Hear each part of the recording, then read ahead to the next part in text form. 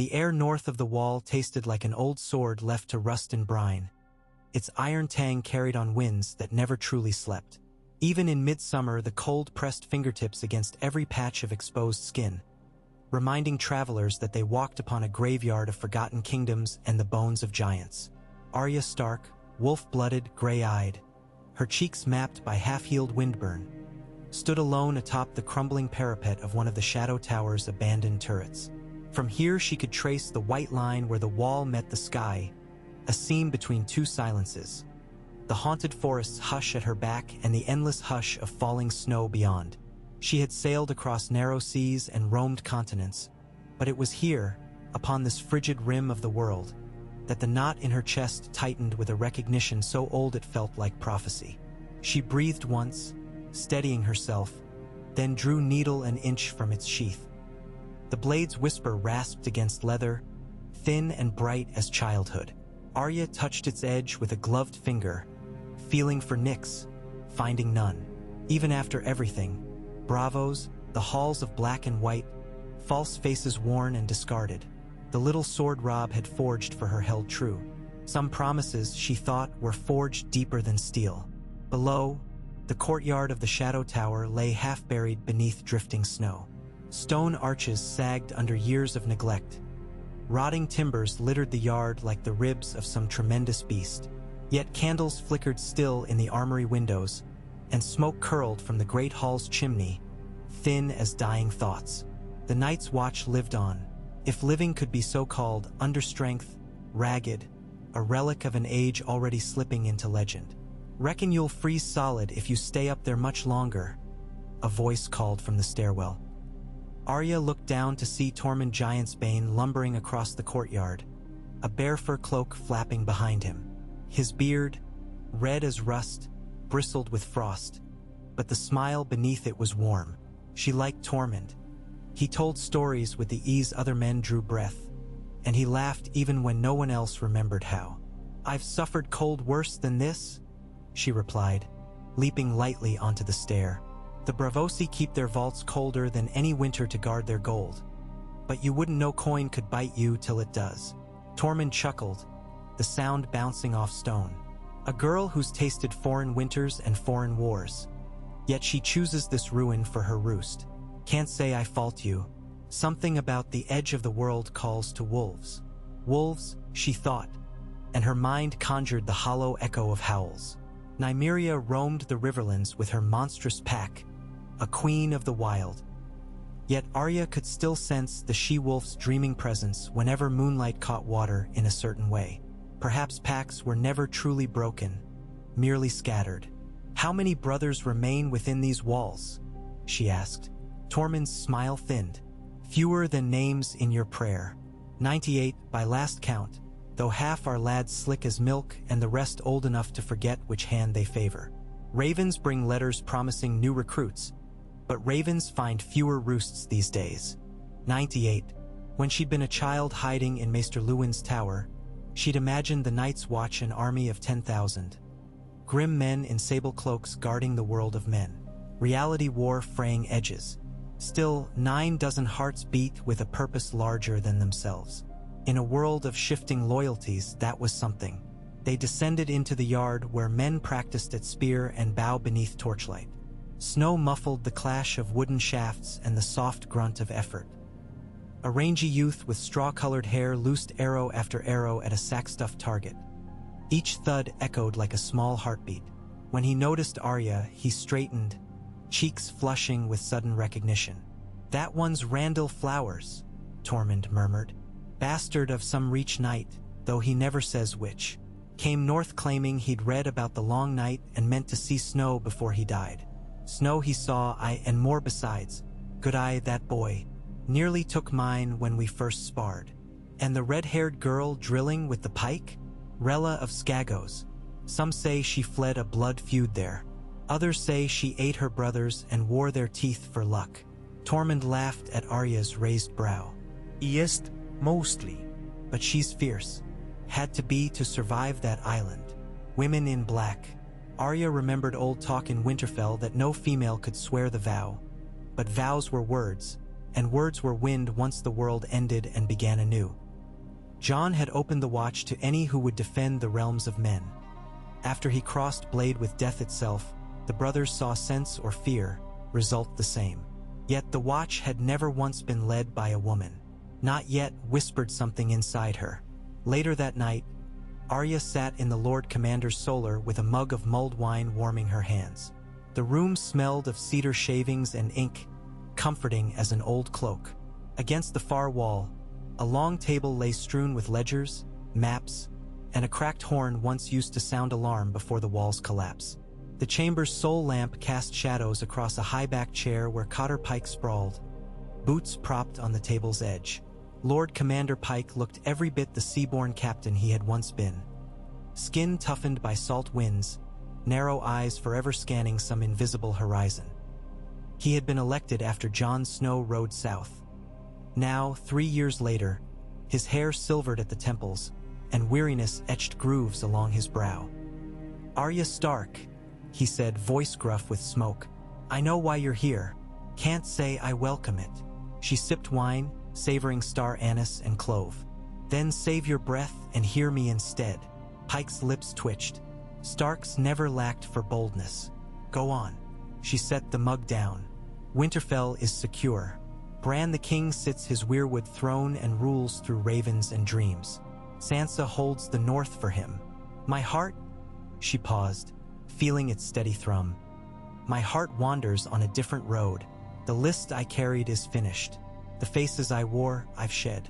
Only one purpose remains, to keep safe the realm my family bled for. The watch was made for that purpose, but you need swords and legs and cunning. I have all three.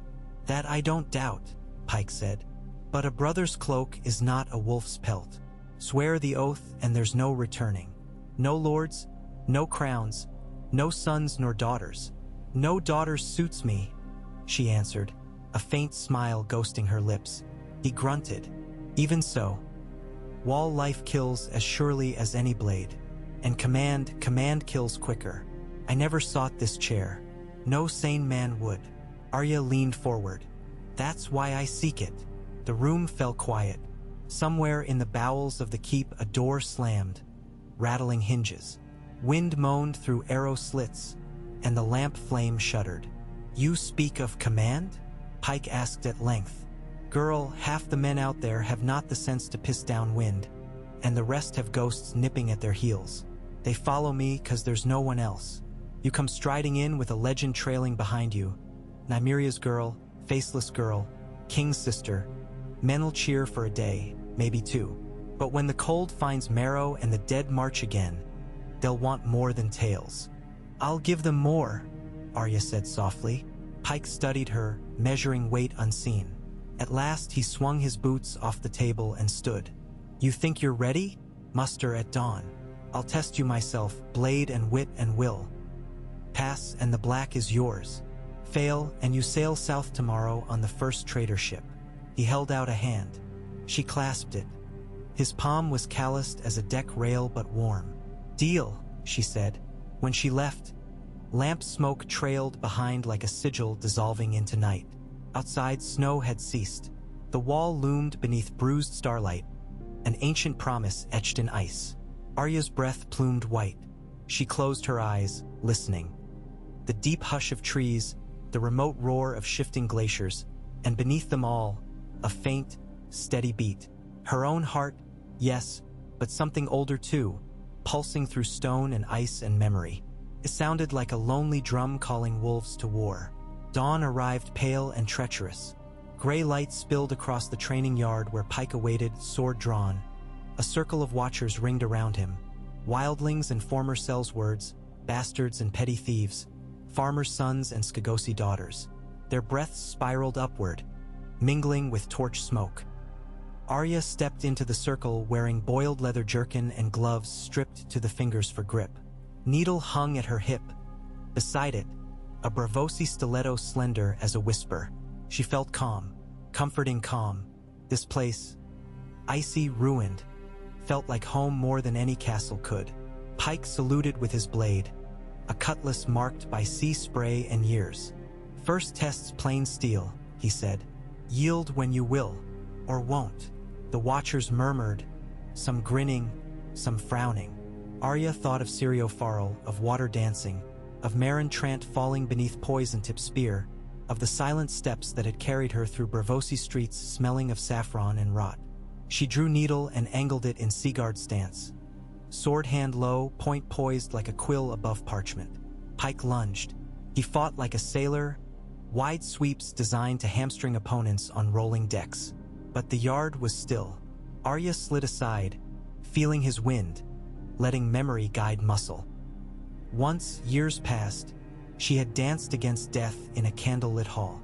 Compared to that phantom, Pike was flesh and breath and heavy steel. Their blades kissed again. She turned his edge, stepped inside his reach, tapped the cutlass guard with needle's pommel. He grunted, pivoted. Snow crunched beneath boots. Brothers shouted wagers. Arya heard none of it. Her world shrank to silver arcs of steel and the space between heartbeats. When Pike fainted high, she ducked under, spun, and brought the stiletto's blunt pommel against his spine. Not hard enough to wound, but firm enough to declare an ending. Pike staggered 2 steps, then froze, shoulders heaving. Silence engulfed the yard. Slowly he straightened and sheathed his sword. "Well?" he rasped, turning to face the ring. "Seems the wolf pup's grown teeth." A roar answered him, cheers mingled with surprise. Tormund punched the air, laughter booming. Randall Flowers grinned from ear to ear. Even Grim Rella allowed a nod. Pike raised a hand for quiet. "Steel's not all.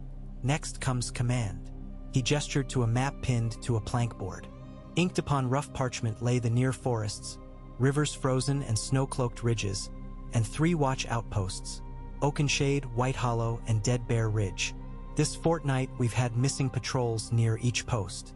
Tracks vanish in fresh snow, no sign of free folk raids. Something stalks our borders again. I send you south, girl, with a detail of 10. Bring back answers, rescue our lost, or prove their bones. You choose your company, plan the route, keep them breathing. Arya studied the map. The distances were small by southern reckoning, but vast beneath winter's claws. If she failed, men would die, and Pike would have his excuse to bundle her on a ship. She felt weight settle on her shoulders, heavy as a direwolf's gaze. She welcomed it. "I'll ride within the hour," she said. "Then may the old gods guide you," Pike replied. She spun, scanning faces. "Tormund," she called first. His grin widened. "Rella, Randall, Sir Jeremy Rivers." A grizzled knight who'd taken the black after failing to ransom. Micken, a silent bear of a man from Bear Island. 6 more volunteers.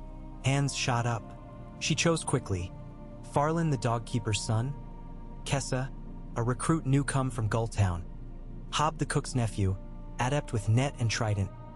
Arrow Jack, a huntsman missing 3 fingers, and twins, 2 pint-sized brothers who moved like mirrored shadows. With her band gathered, she ordered provisions.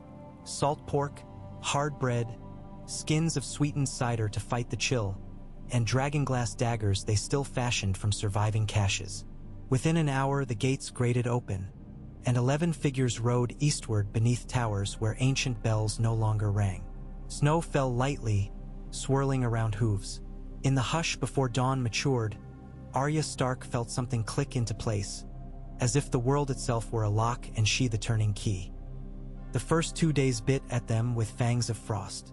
They followed the Milkwaters tributary, its surface sheathed in clouded ice. Pines bowed under snowfall, branches cracking like distant musket shot. Wolves howled some nights, but none dared approach. Nymeria's kin recognized her scent still, and they kept respectful distance.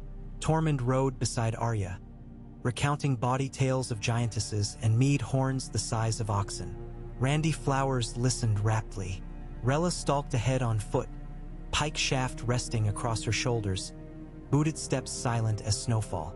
Jeremy Rivers drank little and muttered prayers to the 7 no one answered. Micken scowled at sky, sniffing air like a bear for signs of storms. On the 3rd dawn, they reached White Hollow. The lodge stood in a clearing carved from forest, its walls timbered from black spruce, roof sagging. No smoke rose from the chimney. Arya dismounted, motioning silence.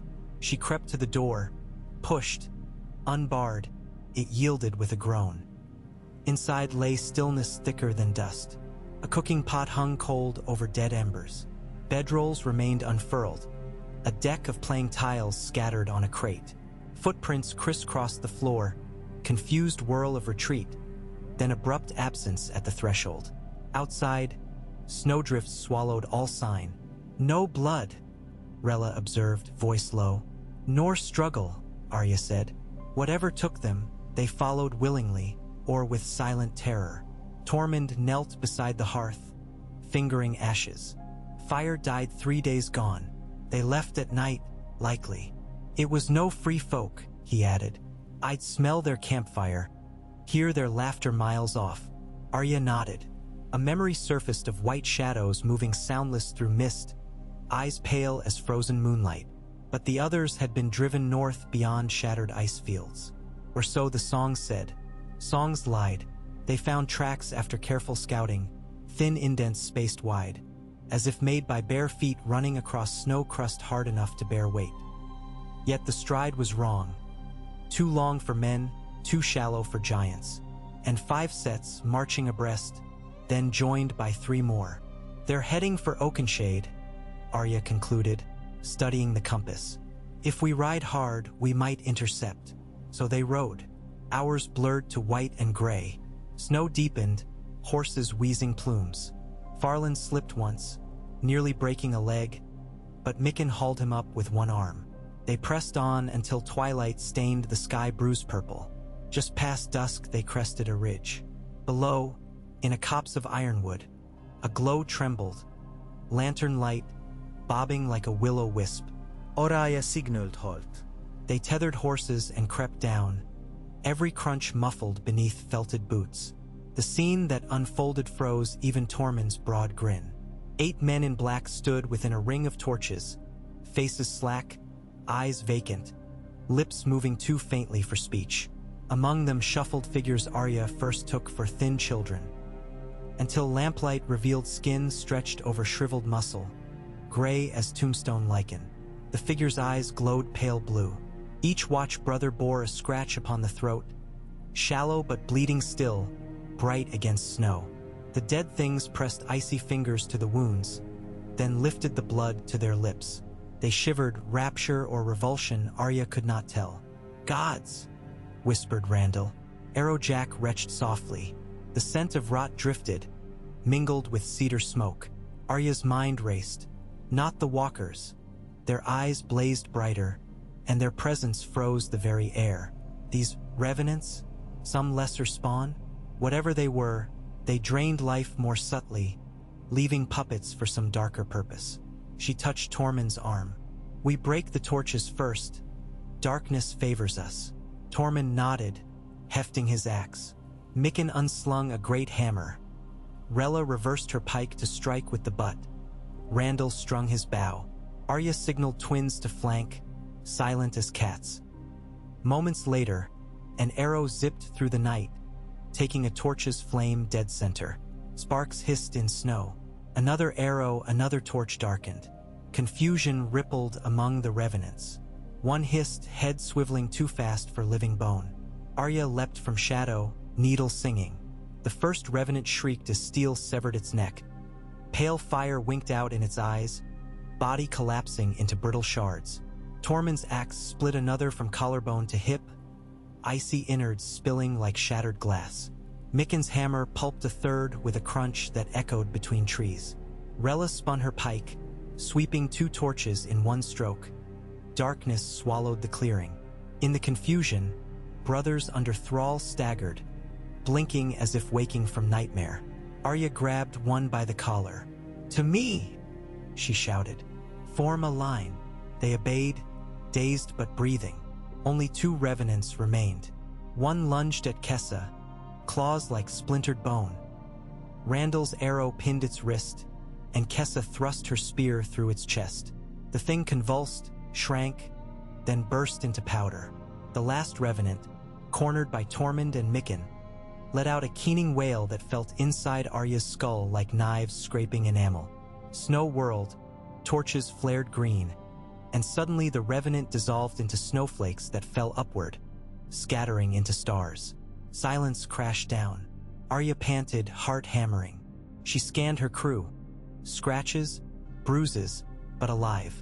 The rescued brothers collapsed to knees, sobbing. What were those? Rella asked, wiping frostburned cheeks. An echo of the walkers, Arya said, though certainty slipped through her fingers like sand. Half-made whites. Perhaps the magic broken when their masters fell still leaks into the world. She knelt beside one brother, checking his pulse. The wounds are shallow. They'll live. Tormund exhaled a long plume. Girl, we left the tower looking for missing men. You found more than men. You found death wearing our faces. And we destroyed it, she replied.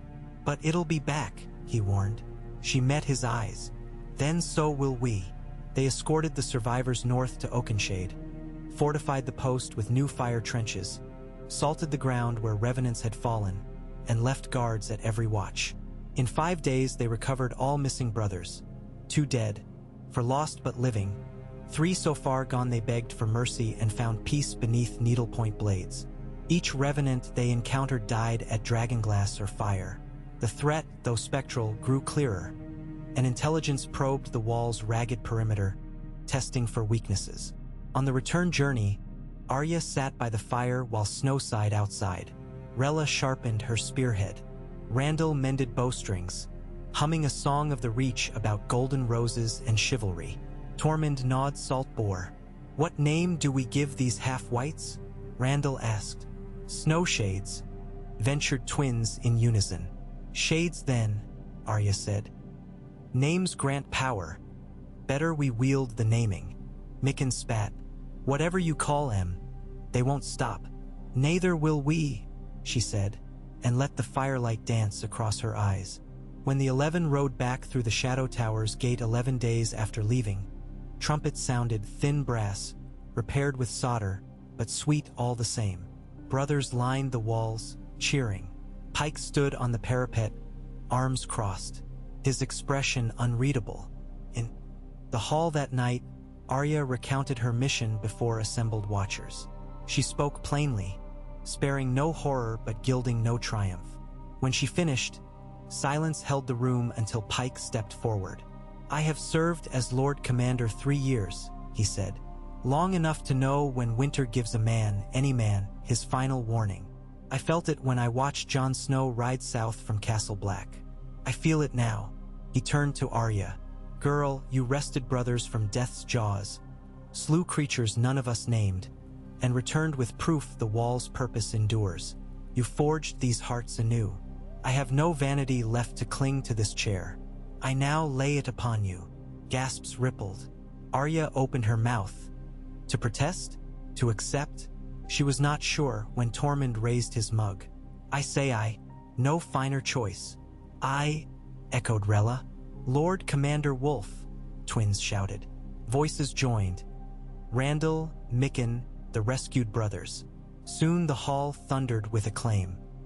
Arya felt heat flush her cheeks, strange amid endless cold. She glanced at Pike. His stern face softened. I was a sailor when first I heard of Eddard Stark's honor, he said, loud enough for all. Tonight I see that honor reborn in his daughter, and tempered by something harder. He drew a dagger and pricked his palm, crimson welling against callous skin. Life for the realm, he intoned, smearing blood upon the hilt before planting the blade upright on the table. One by one, brothers came, adding a drop, red mingling into a dark pool that reflected torchlight. When the last had sworn, Arya stepped forward. She unsheathed needle, cut the pad of her thumb, and let a single bead fall onto the growing pool. The blood hissed softly, steam rising. Someone had warmed the blade over flame. Symbol or sorcery? She could not tell. She only felt the weight of countless eyes and the hush of ancient vows whispering through stone. I, Arya of House Stark, she said, voice steady but quiet, do swear my life and honor to the Night's Watch.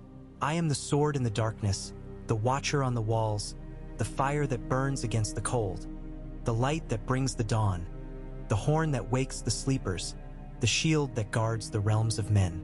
I pledge my life and honor to the Night's Watch, for this night and all the nights to come." Needle clicked back into its sheath. She faced the gathering. "Rise, brothers," she commanded. "Tomorrow we ride Maester Eamon's old dream, not merely to defend, but to seek. The shades are but the first whisper. The song of ice and fire has another verse yet. We will write it with steel and courage." They cheered so loud the rafters quaked. Moonlight found Arya later atop the wall's spine, wind flinging her cloak like a black banner. She gazed northward where auroras shimmered, emerald and violet veils cascading across the firmament. Beyond, darkness pooled where the world curved away. A raven alighted beside her, feathers glossy as oil. It cocked its head, eyes ink-black and depthless. "Tell Bran," she whispered, stroking its wing. "Tell him the lone wolf is never lone while winter lives." The bird croaked once, launched skyward, and vanished into the lights. Arya closed her eyes. The wall hummed beneath her boots, ancient power thrumming through ice and stone. She could almost taste the memory of children of the forest, of first men carving runes, of giants singing low dirges lost by time. All of it now hers to guard. She exhaled, breath crystallizing into a fleeting wolf's head before the wind tore it away. In its place, she felt a surging, quiet purpose, wide as the frozen horizon. Tomorrow she would train recruits, chart patrols, and scour archives for lore on shades. Tomorrow she would lead. But tonight, for one heartbeat, she allowed herself to simply be Arya Stark, Blade of Winterfell, Song of Northern Snows, and Lord Commander of the Night's Watch. She smiled into the bitter wind. It did not bite so hard now, and far below, in forgotten vaults of ice, something stirred at the taste of new blood upon old oaths, and the night grew a shade deeper. Wind knifed across the shadow tower long before first light, howling in the chimneys, rattling shutters like an impatient drum. Still the yard lay awake, torches guttering in iron sconces, while recruits circled at Arya's quiet command. She strode among them wrapped in a black wool cloak sewn with strips of direwolf fur, her breath curling silver beneath the new-forged helm under her arm. The raw ones, boys barely hunting age, girls who had slipped chains south of the neck, wildlings led to the watch by hunger rather than oaths, watched her with a mixture of awe and disbelief. A woman Lord Commander. The thought seemed to sit on their tongues like a pebble, uncomfortable yet impossible to spit out. "Loose shoulders," she told a freckled girl named Maya as the child lifted a practice spear. "The wood must flow with your spine, not fight it." Arya took the shaft, spun it, and let the momentum carry her a quarter turn before stopping as lightly as a cat. Maya's eyes widened, and the girl tried to imitate the motion, nearly overbalancing. Arya steadied her with a hand. "Again, feel how the butt wants to drag your hips. Let it, but guide it." Farther along, Randall Flowers corrected a knot of 3 lads swinging blunted swords too broadly, while Rella barked at a pair of twins to keep their pikes parallel. Tormund clapped encouragement more than he taught, laughter booming each time a shield rang. Mikken moved silent as winter dusk, adjusting stances with a tap on a shoulder or nudge of a boot. The Night's Watch, Arya reflected, had never been a place of pageantry.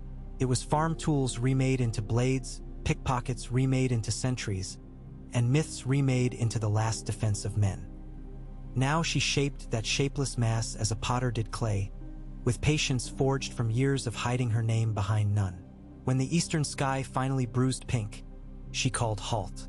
Sweat steamed from shoulders, a fragile warmth soon stolen by wind. She surveyed them, 60 standing in the yard, 40 more drilling archery on the rampart, the rest breaking frozen earth in the gardens or mending moss-chewed stone. Each pair of eyes met hers with something like hope. Or was it expectation?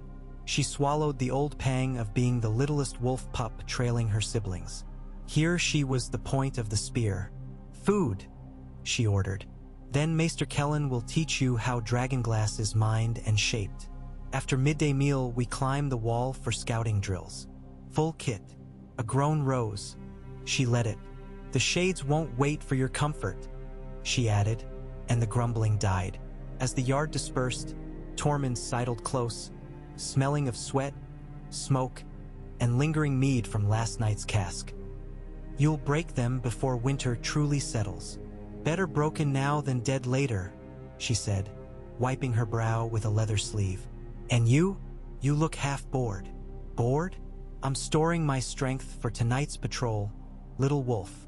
His grin showed a rim of ice crusting his beard. But I do wonder how long until the Lords South notice your new cloak. They'll chew over it like dogs on a bone, Arya said. Sansa will manage them. Bran sees farther than they can dream. Tormund's smile turned soft. A bear gazing at a cub. You Starks weave a strange pack. I never knew a clan whose spirit roamed so many skins. Pack survives, she murmured, then left him to find the maester. Maester Kellen, once of Old Town, kept his ravens in a tower whose window slits were stuffed with hanks of wool to keep out drafts. He was younger than most chain-bearers, only 30, with copper-brown skin and eyes like polished hazelwood, and wore a maester's collar fused with fragments of dragonglass gleamed after the long night. When Arya entered, he was restoring a parchment too brittle to unfold, smoothing its fibers with a brush dipped in pine resin. Lord Commander, he said, not looking up. 3 birds arrived at dawn, one from Queen Sansa, one from the Citadel, and one from its seal and ink, dispatched by His Grace the Broken King himself. Bran's raven. Arya felt her pulse skip, the way it did before the first exchange in a dance. She reached for the scrolls, but Kellen raised a finger. Before your eyes digest these, know that your own counsel is sharp already. Do not let ravens pull you like reins. He smiled faintly. Still, the knowledge is yours. She cracked Sansa's cylinder first. A short letter, in her sister's measured script, reported on crops stored at Winterfell, tensions among the barons of the Rills, and a promise that 2 wagons of blacksmith's iron were already southbound. At the bottom, a note personal. We are proud of you. Father would have been proud too. Remember the snow bears by the lake. Bait them, do not chase. Arya's throat tightened.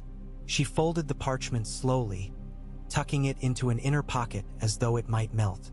Bran's scroll smelled faintly of weirwood sap, and the impressions of his quill strokes formed shapes that reminded her of white bark.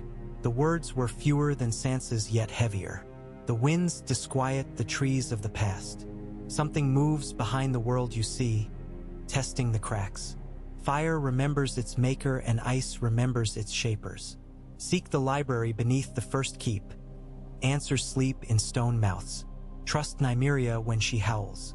Below the message, instead of a signature, Bran had drawn the sigil of the Stark direwolf entangled with the 3-eyed crow.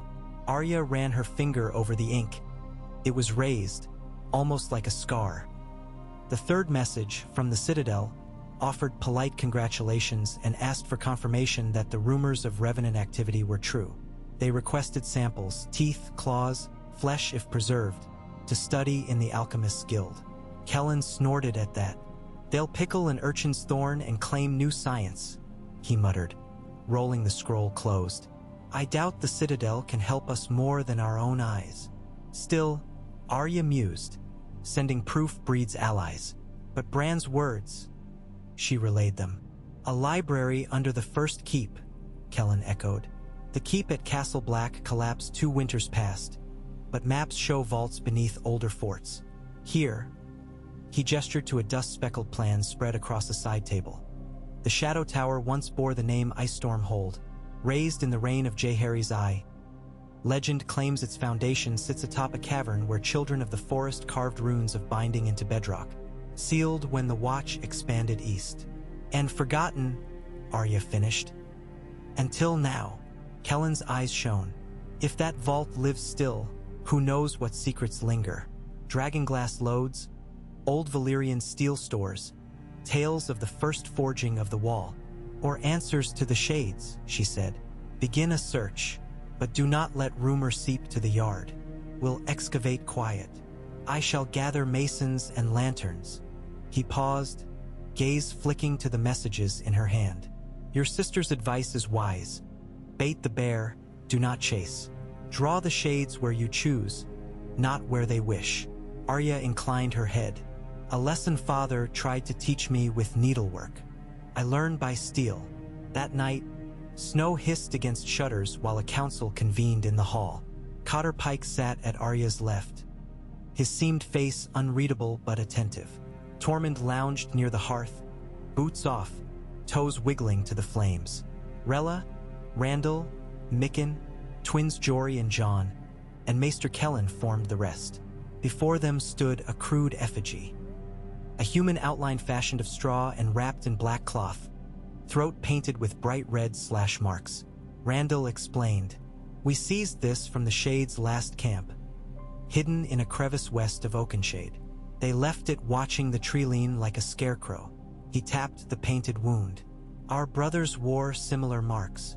Maester Kellen bent, adjusting spectacles made from horn rim and smoky quartz. "The pigment contains powdered obsidian and crushed holly berries. Obsidian is dragonglass. Holly wards certain sorceries in some lore. Yet the Shades seem to mock such wards." "They drink the blood," Rella interjected. "We watched them, remember? They caressed the cuts, then sipped." "Blood sacrifice?" Pike growled, knocking back a swallow of hot wine. "I've seen pirates toast the drowned god. But this..." Arya traced the painted slash with one gloved finger. "What if they're not feeding? What if they're tasting us, learning? Blood carries memory. Some magics read it like ink." Tormund spat into the fire, which hissed. "Then they've tasted wrong. For the Watch's blood sours faster than Northwind. Even sour wine can teach you what vineyard it came from," Maester Kellen murmured. Arya straightened. "We turn their lesson against them. We feed them false blood." 9 heads tilted. She paced before the effigy. "We lure them, Sansa's bear bait. We let them capture volunteers whose veins carry poisons they cannot stomach. Nightshade, Wolfsbane, Tears of Lys diluted, so it numbs rather than kills. Enough to cripple undead flesh even if living host survives by Maester's purge. When the Shades sip, the trap tightens." "Risky," Pike muttered. "But clever." "Yes, risky. So we choose veterans. Themselves portioned with the brew in measured drops, watched by healers. Volunteers only." Arya's eyes passed over Rella, Mikken, Randall. All nodded before she finished counting. She allowed herself a slow exhale. Wolves followed willingly into the dark. Preparations filled 3 days of restless toil. Kellen brewed drafts of hemlock ratioed with goat's milk and black vinegar, bond to the flavor of blood, while Rella and Mikken oversaw armor modifications for concealed vials sewn beneath gorgets. Twins Jory and Jon crafted silent darts tipped with obsidian shards soaked in basilisk venom leftover from old Maester stores. Though basilisk tails were scarce, the venom burned through bone in cave rat tests.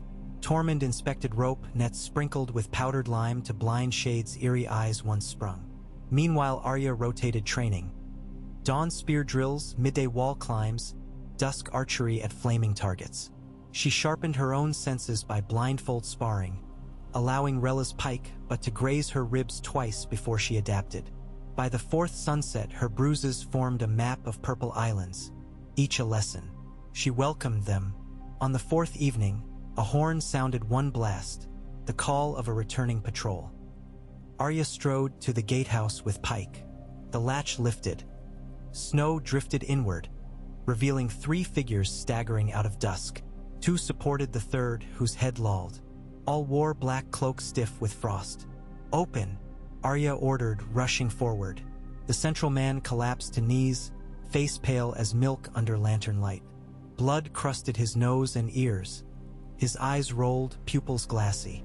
"Shades," he rasped. "We Oak Pass ambush," his mouth worked. Crimson foam bubbled. His companions each bore slashes at the throat, bound with strips of torn cloak. Pike cursed. "Get them below, warm beds," Kellen at once. As they were carried off, Arya caught sight of something clenched in the dying man's fist. A shard of carved bone, polished smooth except one face etched with the sigil of the Night's Watch inverted, white tower on black.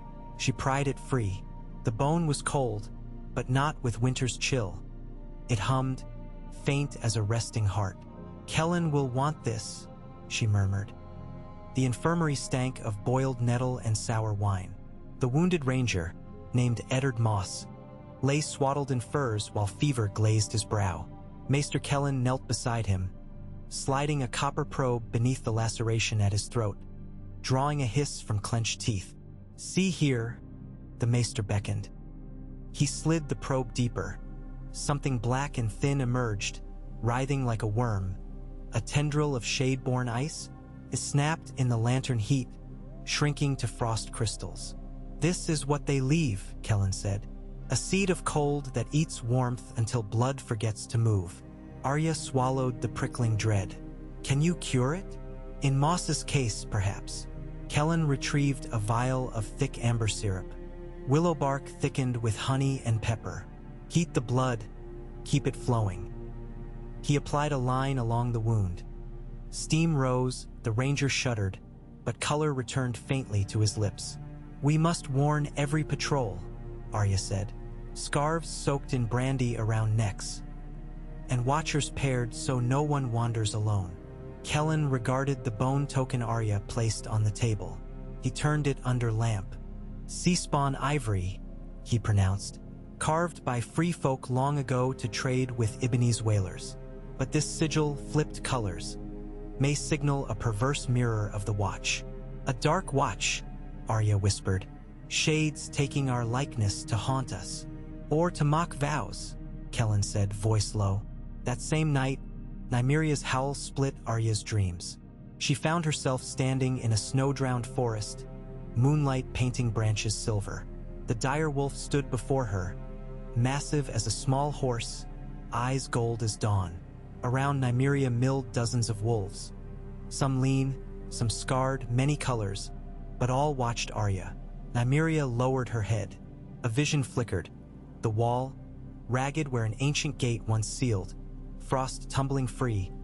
Beyond, a black glacier pulsing with veins of blue flame. Serpents of snow slithered from fissures, forming pale shapes like men, who grasped bone shards and marched south. Past ravaged villages over half-frozen rivers, across fields where crops of ice grew crystalline spears. Then the image zoomed to the shadow tower itself. Under its foundation opened a door of carved weirwood, roots curling into a spiral staircase leading down into red-lit gloom. Arya reached to touch the vision. She awoke in her cot, heart crashing against ribs. Outside, wolves howled in answer, distant yet urgent. She rose, donned cloak and boots, and lit a taper. The tower corridors were quiet but for snores and creaking timbers. She met Maester Kellen at the stair. He too had dreamt something, eyes sleepless. "With me," she said, offering no explanation. They climbed down 2 flights, then through an arch sealed since before her birth. 2 men guarded it, Jeremy Rivers and Kessa, with torches. They saluted silently, swung aside a beam of oak. Beyond, narrow steps spiraled down. Frost coated the walls. At the 73rd step, stone changed, rough granite shifting to smooth pale wood petrified into hardness beyond oak. Carved along the grain were swirling runes like leaves caught in current. Arya pressed a palm. The surface warmed. "Weirwood turned to stone," Kellen whispered, breath pluming. "Legend says children of the forest could harden the heartwood to survive fire." The steps ended at a door oval and root-bound. When Arya approached, the roots curled open with a creak like old bones. Lantern light fell on a chamber of stalactite arches, each dripping moisture into a pool at the center. The water glowed faint crimson. Floating on that glow, scrolls sealed in blue wax, blades of strange black glass, a single horn banded in gold, and on a pedestal a half-circle disc forged of pale crystal that shimmered opal hues. Kellen inhaled sharply. "Dragon steel," he breathed. "Or something older." Arya moved to the pedestal. The crystal disc was etched with twin sigils. Direwolf and Three-Eyed Crow fused. Bran had guided her here. She reached, her fingers brushed the surface. Images exploded behind her eyelids. The walls raising by giants and children chanting in unknown tongues. a forge of ice shaping blocks with fire of black and blue. Men kneeling beside that same pool, mixing blood and sap, painting runes on blades. A queen crowned in winter's wreath accepting the crystal disc as oath stone. The queen's face, dark hair like Arya's, eyes pale as ash, lifting to meet her own. Arya staggered back. Kellen caught her arm. "What did you see?" "History," she whispered. "And future." She turned to him. "This stone is the seal of command, passed from first queen of winter to the Watch's founders. Lost when her line died. Bran wants it wielded again." Kellen stared at the glowing pool. Blood and sap, old magic. They bound oaths to objects. Arya lifted the disc. It weighed less than a helm, yet her arm trembled. "We must present this at dawn. Let the brothers see their lineage restored. We draw strength from the old world before facing the new." Snow kept falling, as though the sky had chipped and its flakes were the dust of something shattered. Dawn light seeped through clouds, turning the yard into a muted canvas on which men and women in black clustered toward the wooden dais outside the hall. Torches burned despite day, their flames tiny banners against gray. Arya stepped onto the platform with Kellen, Pike, Tormund, and Rella at her sides. She raised the crystal disc high. Sunlight struck its facets, scattering prismatic shards over the assembly. Gasps rippled. "Brothers," Arya spoke, voice clear, carrying. "This is the seal of command, forged when the wall was young. It has slept beneath our feet, waiting for the time of need. That time is now." She swept gaze across them. "The shades drink our blood to learn our forms. Let them learn this instead. We remember who we are. We remember our duty, and we will teach them fear." She cut her thumb on needle, letting blood drip on the disc. The crystal blazed crimson, then cooled to soft white. Pike followed, then Rella, Tormund, Kellen, Randall, every man and woman stepping forward. With each drop, the glow brightened but changed hue, pulsing between red and blue, as though forging unity between living warmth and winter's chill. When the last drop fell, a thunderous crack echoed not in ears but in bone. Snow settled. Every watcher felt it, an invisible cloak settling around their shoulders, heavier yet kindling heat within. Some wept, others laughed in astonishment. Arya lowered the disc. "Tonight we march to Dead Bear Ridge," she began, but at that very moment a horn blasted 2 notes from the western rampart. Enemy near. Chaos erupted. "Shades!" Pike shouted over the sudden clatter of boots. A runner slid down the ladder breathless. "Riders, my lord, men in steel, banners of House Karstark and Greenwood, over 50 weapons drawn." Arya's mouth tightened. "Karstarks this far west? Send envoys to parley. All others stand ready." Within minutes she strode through the gatehouse as snow thinned to piercing sleet.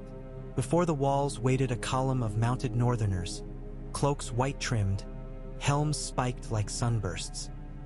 At their fore sat Lady Alice Karstark, her auburn hair visible beneath a mail hood, a direwolf pelt draped across her shoulders.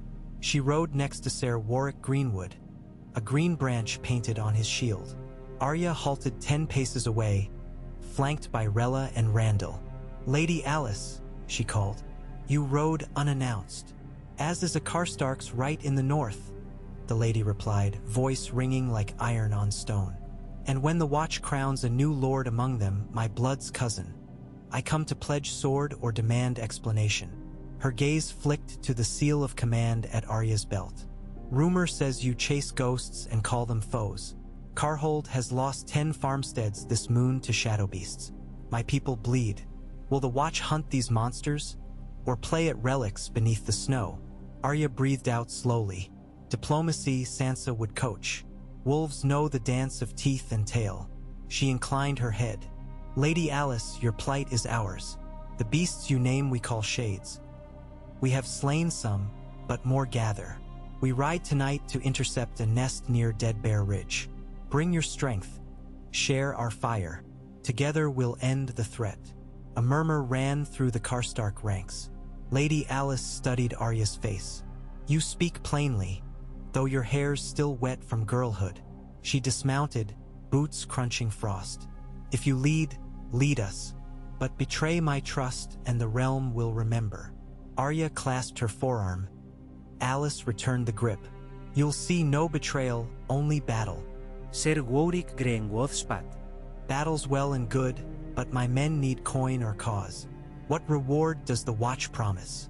Rella stepped forward, spearhead gleaming. Look south, knight. No throne pays us. But if you fear for coin, perhaps the shades will pay you in cold iron. Greenwood's nostrils flared. He opened his mouth, but Lady Alice silenced him with a glare. My house rides for honor, she declared. Karstark men will take no coin while winter threatens our kin. Ser Warwick, you ride or stay. Decide. The knight muttered but fell in line. Arya signaled the gates. Enter, warm yourselves, she said. At dusk we plan. At moonrise we ride. As the column moved through, Arya felt the tower's shadow stretch long over them, like a protective wing. She wondered if Bran had foreseen this alliance, or if the seal's unveiling drew old loyalties as lodestone drew iron. Dusk bled scarlet behind the peaks when 60 knights watch, 30 Karstarks, 10 Greenwood men, and 5 Giantsbane free hunters assembled beyond the west gate. Their torches, doused, left them silhouettes in gathering gloom. Arya rode a shaggy Garen with Tormund at her flank, Rella scouting ahead on snowshoes, Randall commanding archers strung along sleds drawn by mules. They followed a frozen creek bed winding into foothills where spruce gave way to jagged tors. Dead Bear Ridge rose like a spine, its summit crowned by the bleached skeleton of an enormous bear long since fallen in battle with something larger. Legend said the beast had fought a dragon and perished locked in mutual claws centuries earlier, leaving only bones and rumor. Now its ribs jutted white against violet sky, casting striped shadows across the drifted slope. Arya signaled halt midway up. Scouts reported faint blue glimmers in caves beneath Ridge Crest, Shade's Den. She split forces, Rella, Mikken, and 20 shield bearers creeping left along a ledge, Tormund, Giantsbane hunters, and Karstark swordsmen sweeping right to block escape. Archers under Randall remained in hollow below, arrows tipped with fire oil. Arya herself would lead a 5-man vanguard into the mouth. Before they parted, she unstoppered the first vial of nightshade mixture tucked under her gorget. She sipped, grimacing at bitter almond bite, then passed among volunteers. They copied her dose. Kellen had assured them the poison in small measure would chill extremities, slow pulse, and mask heat without lasting harm. Enough to fool the Shade's hunger, perhaps long enough to spring the nets. Arya's vanguard, Jory, Jon, Kessa, and Farlan, lit thin rush torches coated in pine resin. They moved low, boots crunching softly, breath swirling faint. The cave's maw exhaled cold sweeter than the outside air, tinged by a metallic scent like wet copper. Inside, walls shimmered blue, ice flecked with quartz veins that reflected torchlight into scattered stars. Faint whispering wafted, not words but the rustle of pages flicked in wind. Suddenly Nymeria's howl rang through Arya's mind again, warning. She raised a fist. The group froze. Ahead a chamber opened wide. Its floor looked wet. Arya snuffed her torch, letting eyes adjust to dim azure glow emanating from ice. Shapes glided across the floor. Shades, a dozen at least, their translucent skin faintly luminous, veins pulsing blue. Some knelt over prone figures, rangers missing 3 days prior, slicing throats with bone slivers and painting runes on the cave's floor with the blood, which spread and did not freeze. Arya felt nightshade fire in her veins, her heartbeat a slow drum. She whispered, "Now!" and hurled a lime powder pouch. Dust burst, clinging to Shade's eyes, sibilant hiss. Jory and Jon swung nets, dropping them over 3 crouched revenants. Farlan slammed a dragonglass axe into another. It shrieked, limbs crystallizing. Kessa loosed a fire oil arrow. Flame blossomed green, illuminating terror. But the Shades reacted faster than before. One flicked its claw. Black frost shot forth, striking Jon's leg. Ice crawled up his thigh, cracking bone beneath skin. He screamed, toppling. Another shade lashed a ribbon of blue fire that cleaved Farland's axe in half, then impaled the man's chest. Blood sprayed, steam merging with frost. Arya darted forward, slashing with needle. Blade met ice flesh, slicing. She twirled, severing an arm reaching for her. Nightshade slowed her motion but numbed pain when a talon grazed her cheek. She felt warm trickle but pressed on. Behind, horns blared. Tormund's force stormed right entrance. Rella's shield wall crashed left. Arrows rained from the hollow mouth, each shaft blazing to sear wounds. Karstark swords interlocked with wildling axes, beat back the shades into center of chamber. Arya reached Jon, dragging him behind a boulder. His leg lay encased in shimmering ice, but Kellen's small vial of dragon pepper tincture. He'd insisted each carry one. Melted a line around wound. Pain brought Jon conscious, and he clamped a rag between teeth. The shades rallied, forming a circle around a tall figure cloaked in midnight smoke. From beneath hood glowed eyes like twin blue coals. It raised the carved ivory token, twin tower inverted, and a howl swept through cave rattling icicles. Torches flickered, some dying. Snow whirled upward like reversed waterfall. Arya stepped forward, seal of command in hand. Light flared, white and red and gold. The hooded shade recoiled, smoke cloak dispersing. It raised a clawed hand, but Arya hurled the disc like a discus. It spun in midair, slicing through blue fire, and struck the shade's chest. The creature screamed, a sound of glaciers calving, and erupted into shards of liquid night. Disc clanged to floor, dimmed, then steadied in soft white glow. The shades lost cohesion. Some fled. They literally dissolved into vapor streaming toward cracks in cave roof. Others fell to steel and fire, shrieking. Within minutes, only puddles of blue ice remained, steaming. Silence, broken by groans of wounded. Tormund wiped axe on fur. You throw discs as well as you dance with little swords. Arya retrieved the seal. It pulsed warm, as though a heart newly awoken. It chose its path. They tallied casualties. 6 dead, Farland among them. 9 wounded, 2 grievous. Rella whispered a prayer. Lady Alice knelt by each Karstark fallen, placing a hand on eyes to close them. Even Ser Warwick Greenwood bowed head. The bodies of lost rangers were recovered and wrapped. Their blood runes on floor still glimmered faintly. Maester Kellen traced patterns with stylus. Map, he murmured. See, they draw the wall, the castle's lines of weakness. They plan. They won't finish, Arya vowed. They burned Fallen in a pit outside the cave at sunrise. Smoke rose straight, blackening sky between indigo clouds. Arya stood beside Alice Karstark as flames consumed Farland's wrapped form. Alice spoke first. My ancestors followed a Stark king across this wall once, long before the doom of Valyria, to hunt a night's queen. I thought those tales children's fright. I was wrong. Arya accepted the confession silently. You want recompense. When the shades fall, Karhold will share in any southern gifts, grain, coin, favors from Winterfell. But more, my promise. The Watch will garrison a tower near Karhold Farms, for warning. Alice considered, then nodded. That will suffice. And Greenwood, Ser Warwick bowed low. Forgive my earlier greed. I will fund construction of that garrison, and my smiths will forge your arrowheads. Humility earned by terror, an alliance sealed by fire and blood. They returned to Shadow Tower battered yet unbroken.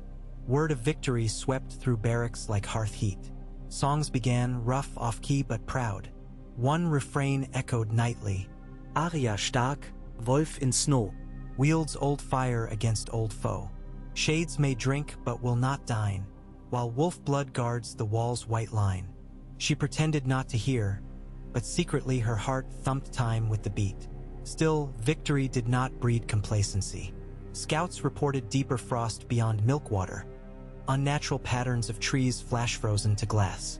Bran's ravens arrived bearing cryptic sketches of sigils lost to time. Kellen's excavations uncovered further tunnels under the keep containing mosaics of children and giants forging chains of light. And on the third night after Dead Bear Ridge, as Arya studied maps by candle, a chill passed through stone. The seal of command glowed suddenly, casting long shadows. A whisper rippled in the air, words in no tongue she knew, yet meaning clear. They are coming. Outside, wolves howled a warning so furious it rattled every shutter in the tower. Arya rose, drew needle, and stepped into corridor already throbbing with running feet and clanging bells. She knew this would be no raid, no isolated den. This would be the test the wall had awaited since its first ice block was set. Yet she felt no fear, only a fierce calm, for she had learned the lesson of the baited bear. Draw the enemy to ground of your choosing, armed with secrets of the old world and courage of the new. She would fight as a Stark, but also as something more, forged from many selves. Water dancer, faceless child, wolf sister, Lord Commander. As men and women gathered in the yard below, torches flaring, horns sounding 3 long blasts across the night, Arya Stark lifted the crystal disc high. Its light cut through swirling snow, a beacon to friend and foe alike. Then, with voice clear as winter starfire, she gave the order that echoed off the wall and into the haunted forest beyond. Form the line. Tonight we guard the realms of men. Snow churned beneath 100 boots as the garrison spilled from the shadow tower's yawning gates. Lanterns hooded, torches quenched. The host moved in muffled procession, dark shapes against darker night, guided by a crescent moon half hidden behind tattered skeins of cloud. Every breath rose silver, caught the faint gleam of distant watchfires, and dissipated like secrets before a priest. At the van rode Arya Stark on her shag-maned Garen, helm under one arm, the crystal seal of command gleaming at her throat, a white star pulsing with each slow thud of her heart. Behind her loped Tormund Giantsbane and Rella of Skagos, while Karstark riders flanked the column and the Greenwood men trudged grimly among sleds piled with lime powder, rope nets, and barrels of fire oil. They advanced along the western ridgeline, skirting frozen tarns and shattered palisades abandoned decades earlier. Overhead, the aurora unfurled in ribbons of emerald and violet, its shifting radiance glazing the snowfields in haunted hues. Every so often the lights throbbed brighter, and Arya imagined she could hear faint music, choirs of voices buried under miles of ice, singing an old refrain that made the bones in her wrists ring.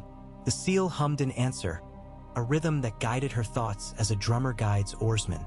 They halted at Fenwell Gap, a natural saddle between 2 rocky tors. Below lay a basin blanketed in untouched snow, except for a single black fissure that vented wisps of pale mist. An old mine shaft long collapsed, now reopened by forces unknown. Arya signaled an all-stop, and within heartbeats runners fanned out, crouching among tumbled stones to watch the hollow. Silence fell so complete that she could hear the whisk of feathers each time the night ravens changed roost. Then, as if a curtain parted, the mist thickened. Shapes emerged, gaunt silhouettes, heads cocked at impossible angles, shoulders hunched like carrion birds. Their eyes glowed lambent blue. One by one they crawled from the fissure on clawed hands, dragging shards of bleached wood, branches shaved to wicked points.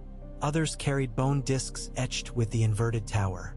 When the first rank numbered 30, they halted, lifted the discs, and held them toward the moon. A pulse coursed through the night. Torches along the wall sputtered 2 miles east. The ground beneath Arya's mount quivered, a tremor more sensed than seen. Tormund's breath plumed in a startled grunt. "They call more from beneath," he whispered. Arya unslung the oak horn recovered from the first keep vault.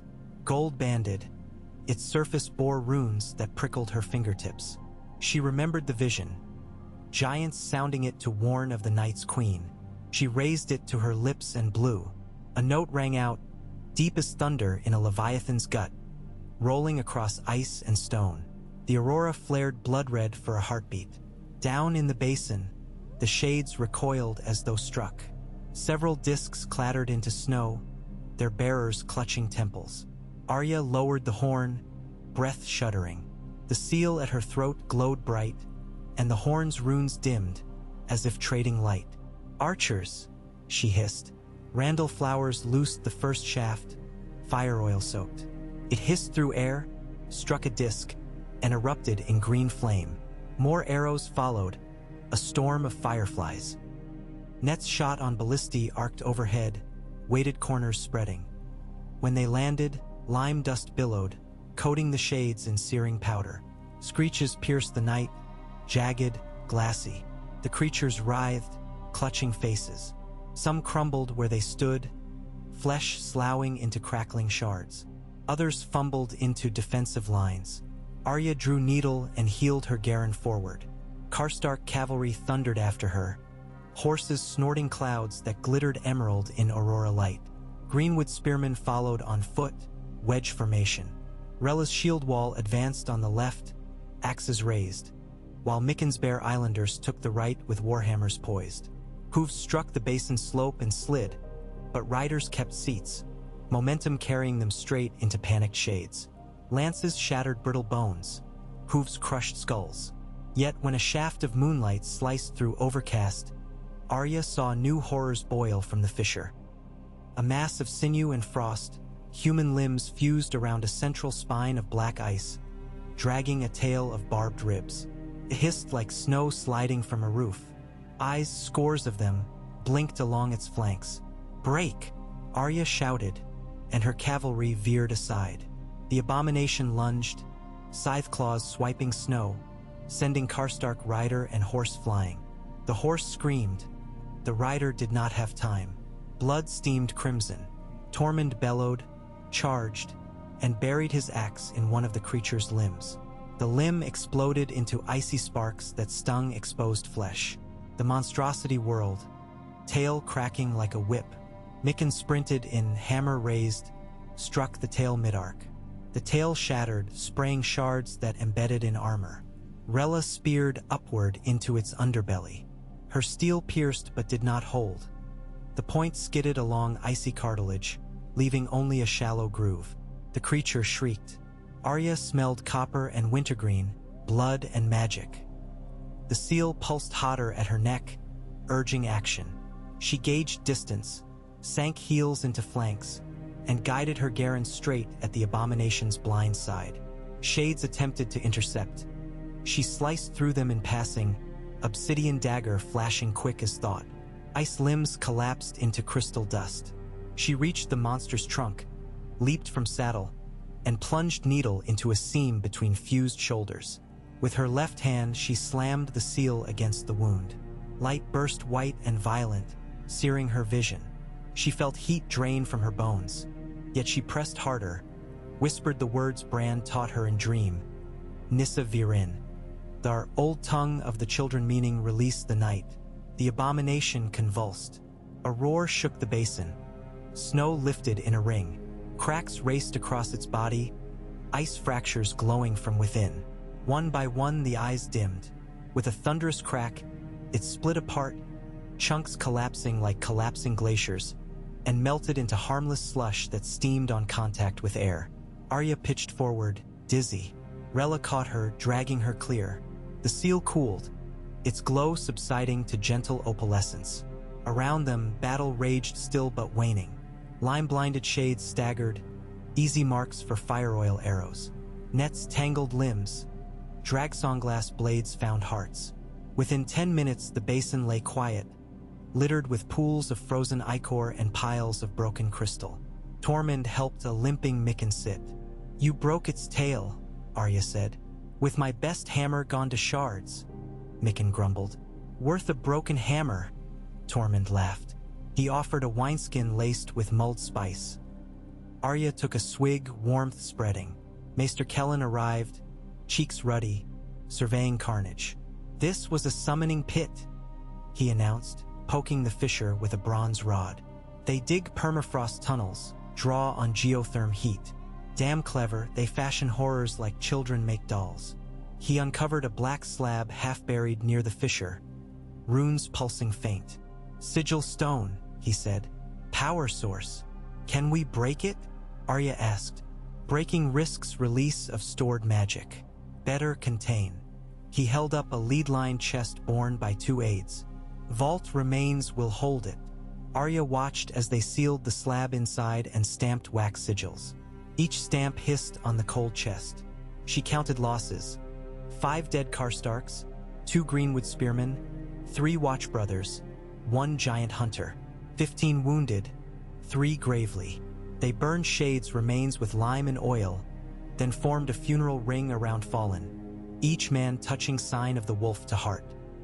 Lady Alice Karstark spoke an ancient cadence that mingled snowflakes with ashes.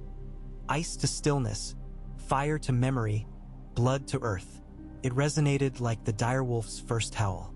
The march home crawled sluggish through knee-high drifts. A squall blew from the frostfangs, turning breath to razors. Yet spirits lifted. They had slain a shade hive and its warden beast, reclaimed a sigil stone. Most crucial, tested the seal. News spread faster than wind. The Queen of Winter's relic worked. Some whispered Arya's name alongside Nyssa, legendary warrior who forged Lightbringer. Arya shut such talk with a glare, but at night by the cook fires she caught men tracing her silhouette in smoke, as if imprinting new heraldry upon memory. 2 days out, scouts galloped from east. A column of free folk approached bearing white flags woven from weasel hides. Arya ordered a parley at Weeping Man Cairn. She, Tormund, and Kellen rode to meet them while Rella commanded rearguard. The free folk party counted 30, half women, many children. At their head strode Val, sister-in-law to the late King Beyond the Wall Mance Raider. Her hair streamed pale gold, and snowflakes snagged upon lashes that never blinked. She hailed Arya by name. "Wolf girl turned crow queen," Val said, voice wind-bright. "Your torches light the sky. Shades flee, but not north, east, west, south. They gorge upon our clans. We seek refuge." Arya studied her. The gift's lands stand barren. Winter bites. But a hungry house still offers roof to neighbors when the storm is worse than hunger. She offered her forearm. Val clasped it, strength equal. "Your folk will shelter behind the wall, but they abide watch law. No raids south. No blood feuds within sight of towers." Val inclined her head. "Agreed. We fight your shades. We bury our dead in your earth." So it was. Free folk merged into encampments east of Shadow Tower, swelling Arya's muster from 120 to nearly 200 able fighters. Tormund declared feast, slaughtering 3 aurochs traded from Queen Sansa's herds. Even grim Greenwood men laughed as free folk musicians beat drums fashioned from walrus hide. Snowfire crackled high, sending sparks swirling with aurora ribbons until sky and earth seemed to dance. Amid revelry, Arya sat with Maester Kellen at a table of hewn logs. The sigil stone lay before them, chest lid open under strict vigil. Its runes pulsed in somber cadence, slowly, as if sleeping. "I deciphered 4 glyph clusters," Kellen said over drumbeats. "These correspond to runic phrases meaning root, mirror, harvest, return. Root, they burrow. Mirror, they copy us. Harvest, they bleed us. Return, they aim to carry what they harvest to some source." Arya frowned. A master still commands them. Perhaps, or perhaps a hive mind, each stone a node. He sipped mulled mead. "If we capture enough, I might triangulate focal point. But doing so grants shades reason to target the stones." Danger multiplie. "We cannot sit behind walls while they plant more pits." Arya tapped table. "We must strike at their source." Bran's dreams hint at a black glacier pulsing blue. "I think it lies far north, beyond lands mapped." Kellen nodded. "A war beneath stars older than memory." She smiled wryly. "All wars are older than memory, Maester. Only the battlefields change." On the 12th day of Wolf Moon, ravens arrived from Castle Black, Eastwatch, and Queen's Crown. Eastwatch's letter chilled blood. 3 fishing hamlets gutted along shivering sea. Survivors raved of glass ships creaking out of haze, crewed by man-shapes dripping frost. Queen's Crown cited white herds driven east by unseen herders, pushing refugees south. Castle Black reported theft of 40 dragonglass blades. Vault door melted to slag of black ice. Shades infiltrated, disguised as brothers. Arya gathered captains in the hall. We face war on 3 fronts, she said, tracing map pins.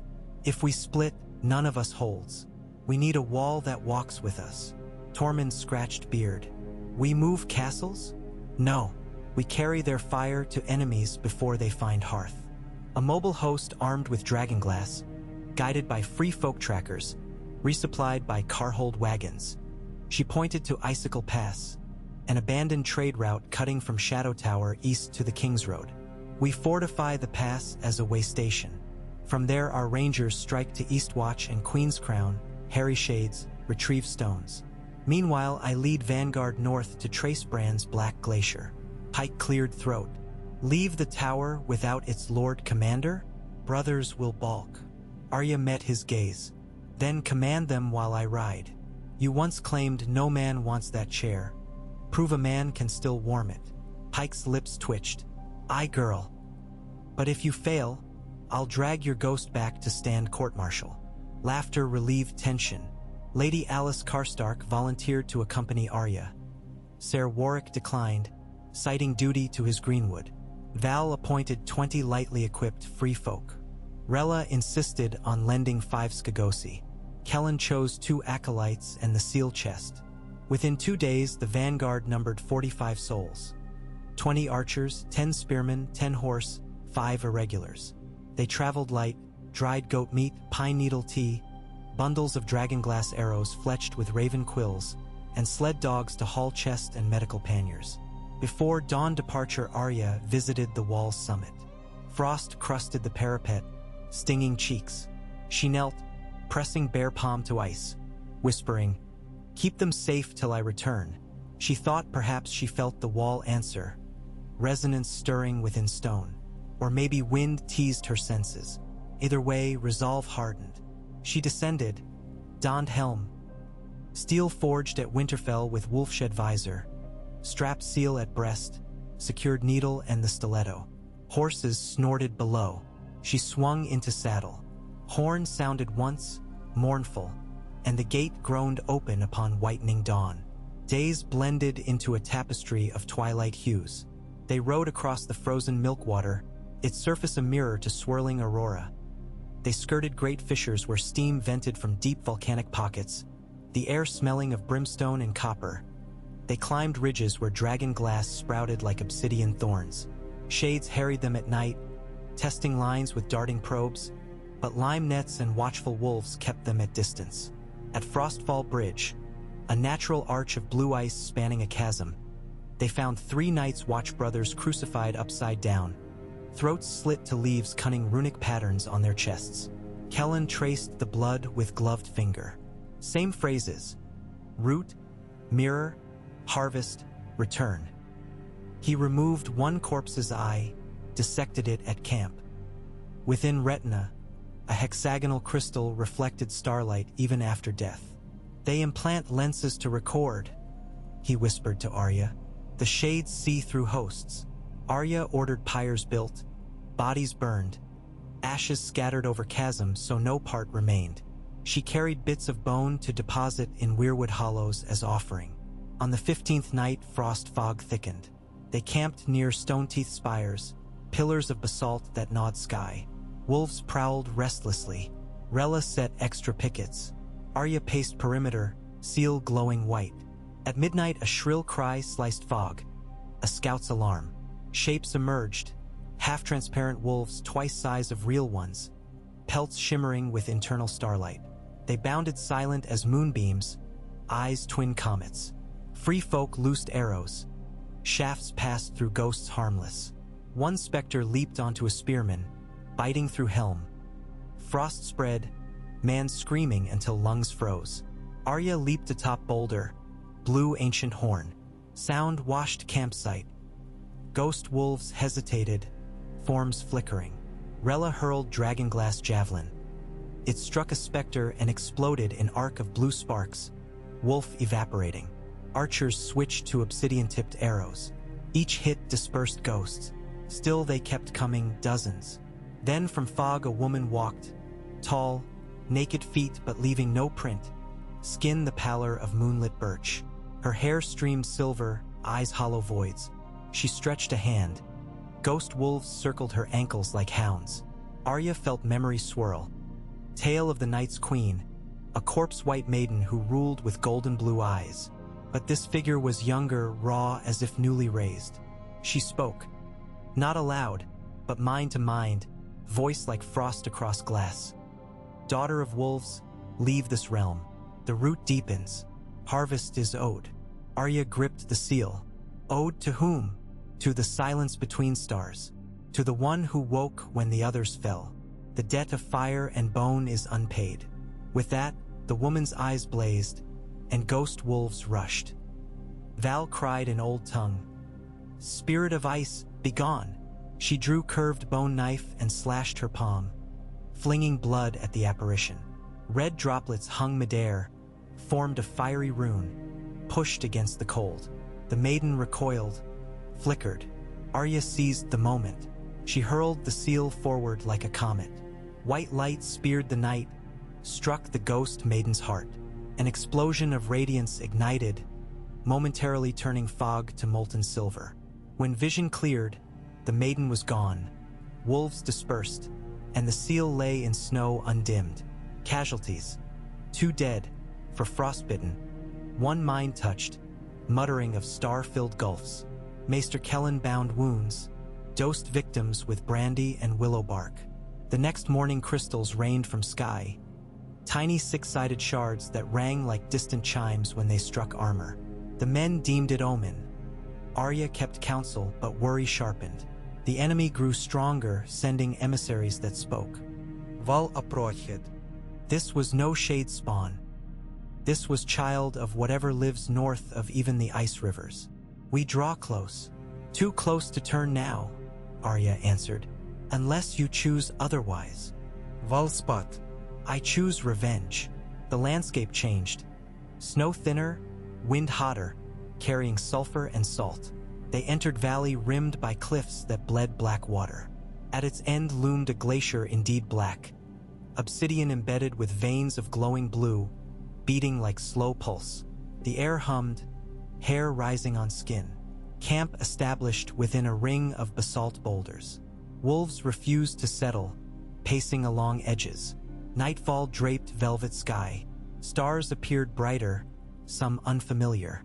Arya, sleepless, studied them. Constellations misaligned, as if grotesque hand rearranged pieces. Bran's voice echoed in mind. The stars change when doors open. She donned cloak, circled camp, found Kellen by the chest studying sigil stone. Its runes glowed frantically. It resonates with glacier, he said. We're sitting atop a ley line. The stone thirsts to return. Then we end its thirst. Arya gathered captains. Plan. A stealth party of 10 infiltrate Glacier Cave during midday twilight, when sunlight weakest yet diffused. Val, Rella, Kellen, 2 archers, 3 freefolk climbers, 1 Skagosi miner expert with picks. Arya leads. Rest guard camp. They climbed icy facade using pitons. Ice vibrated under touch, faint but unnerving. Blue veins pulsed faster, guiding toward a fissure exhaling cold vapor smelling of ozone. Inside, tunnels spiraled downward, walls translucent, alive with drifting motes like fireflies suspended in gel. The tunnel opened into vast hollow, ceiling lost in darkness, floor frozen mirror reflecting eerie glow. At center rose a spire of ice shot through with dark tendrils. Atop a sphere of crackling blue. Embedded around spire lay dozens of sigil stones, each throbbing. Lines of runes interlinked them like spiderweb. Between stones floated crystal sarcophagi containing human figures half-formed, skins translucent. Some wore faint impressions of Night's Watch cloaks. Others wore crowns of ice. Kellen whispered, "They grow an army of mirrors, each patterned from our blood." Arya spotted a sarcophagus bearing a half-finished face resembling Jon Snow. Hair dark, nose stark. Fury ignited. She gestured. Climbers placed satchels of fire wine at spire's base. Rella readied dragonglass grenades. Kellen prepared a rune chant to unbind stones. Sudden vibration shook cavern. The blue sphere cracked. Essence spilled like liquid lightning. From shadow stepped the Maiden of Frost, eyes void. But now her form taller, draped in flowing cloak of living mist. She raised arms, sarcophagi shattered, half-creatures staggering out, wailing. You trespass on threshold of dawn unmaking, she intoned in all minds. Return the seal and I spare bones. Arya advanced. I am Arya Stark, blood of the first queen who forged that seal. Come claim it. Mist Maiden's lips curled. Then accept harvest. Battle erupted. Val lunged, blade flashing. Rella hurled grenades. Climbers poured fire wine. Sarcophagus spawns swarmed, brittle but many. Dragonglass shattered them, but for each two more slithered from shadows. Kellon began chant, voice kuavering. Talun var läx, runestånnes flickered, skivered. The maiden screeched, sent a wave of cold that blasted group. One archer froze solid mid-stride, fell and shattered. Rella's arm iced, but she hacked through with own axe, severing limb before frost reached shoulder. She did not scream, only snarled and continued fighting. Arya raced up spire slope, seal blazing. Mist Maiden floated to intercept, claws of ice. Arya ducked beneath slash, rolled, jammed seal into vein of blue near sphere. Spire pulsed, cracks spiderwebbed, light spilled, searing. The maiden shrieked, tried to tear seal away. Arya gripped pommel of needle, thrust it through the seal's central aperture into ice. Métal mais magique, explosion thundered. Spire split. Sphere detonated in pillar of white-blue fire. Shockwave hurled Arya across cavern. She crashed into snowbank, vision spotty. When sight cleared, spire lay in rubble, stones dark, vein lights extinguished. Creatures collapsed inert. The maiden knelt amid shards, cloak dissipating, form flickering between flesh and snow. She reached for Arya, eyes now pale human gray, lips trembling. Soft voice, not within minds, whispered, "Free!" Then she melted into water, leaving only drift of snowflakes. Kellen stumbled to Arya. The runes broke, stone lifeless. He showed sigil slab, now dull rock. The source severed. Arya coughed, lungs scorched. Collect fragments of sphere, proof of victory. Rella staggered over, blood-soaking bandaged stump. Worth an arm, she quipped, then fainted. Val helped carry her. They set charges of fire wine, retreated up tunnel. Explosion collapsed entrance. Entombing spire remains.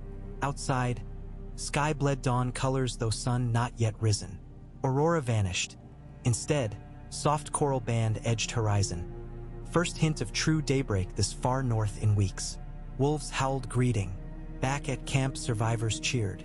Losses: 2 archers, 1 climber, Rella's arm. Gains: shards of skyfire crystal, dormant runestones. The seal, though cracked at rim, glowed steady. Val clasped Arya's shoulder. You slew a goddess of ice. No, Arya said, staring at sunrise. I freed a prisoner, goddess yet waits beyond stars. She felt pull in chest, as if Bran's ravens tugged invisible thread. War not finished, root deeper than glacier, but a chapter closed. Shades would wither without hive, though stragglers must be hunted. They began journey south. Maester Kellen devised sled cradle for crystals. Rella rode, pale but fierce. Free folk sang victory, a chant praising Wolf Queen and Fire Crow. Arya a loud smile. She pictured Shadow Tower hearths alight with safe laughter, Carhold farms untouched by Shadow Beast, children of the gift throwing snowballs without fear of eyes glowing in dusk. Yet as they crossed Frostfall Bridge again, Arya paused, gaze drawn to abyss. Down among swirling mists she glimpsed a flicker, blue ember, distant but alive. She turned away, gripping cracked seal tighter. War older than memory, battles won, debts unpaid. But Winter's champion bore a wolf's heart now, and she would not falter. They reached Icicle Pass 16 days later. Pike met them with garrison ranks saluting. News had flown ahead on raven wings. Shade dens faltered across north. White herds wandering lost, East watch safe. But rumors grew of southern lords unsettled by rising free folk settlements, of ironborn raids sensing power vacuum. South would always test North's unity. In the great hall, Arya laid skyfire shards upon map table. Flames mirrored inside facets like trapped dawns. "We forge weapons from this," she declared. "Swords, spears, arrowheads. Fire inside ice. Perfect answer." Kellen nodded. "I will study composition." Pike placed gnarly hand on seal. Reverent. "Broken, yet shining." "So are we all," Arya said, lips quirking. That night she stood atop wall again. Moon bright, stars aligned true. She pressed cracked seal to heart. "Bran," she murmured. "We severed mirror root. Harvest denied. But silence between stars still stirs." Raven alighted nearby, cocked head. She breathed deep. "When it speaks, I'll listen. And answer." Below, drums of free folk echoed, mingling with Karstark horns, greenwood lutes. Cultures braided by shared blood. The wall seemed lighter, still ancient but no longer alone. Arya Stark closed eyes, picturing siblings. Sansa in Winterfell's snowy courtyard, Bran beyond time, Jon roaming somewhere south perhaps, ghost of father whispering through leaves. She felt Pax's presence wrap around her like fur against cold.